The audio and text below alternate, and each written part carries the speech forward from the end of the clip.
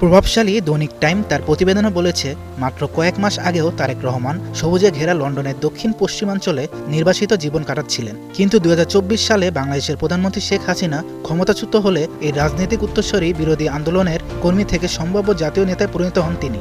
আর তাই তাকে বিশ্ব নেতাদের সাথে একই কাতারে দেখছে পত্রিকাটি। বৃহস্পতিবার জাতীয় সংসদের অধিবেশন চলাকালে চিফ হুইপ নুরুল ইসলাম প্রসঙ্গটি উত্থাপন করে সংসদকে অবহিত করেন এবং প্রধানমন্ত্রীকে ধন্যবাদ জানান। তিনি সম্মানিত মানে দেশকে সম্মানিত করা, তিনি এই জাতিকে সম্মানিত করেছেন। আমি তার জন্য আমার তরফ থেকে সংসদের তরফ থেকে তাকে আন্তরিক মোবারকবাদ জানাচ্ছি, ধন্যবাদ জানাচ্ছি।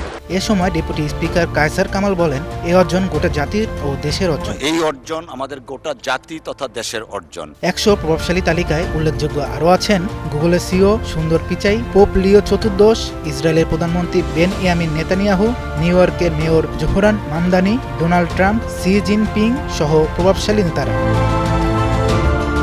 হৃদয় হোসেন, নিউজ এক্সপ্রেস 24।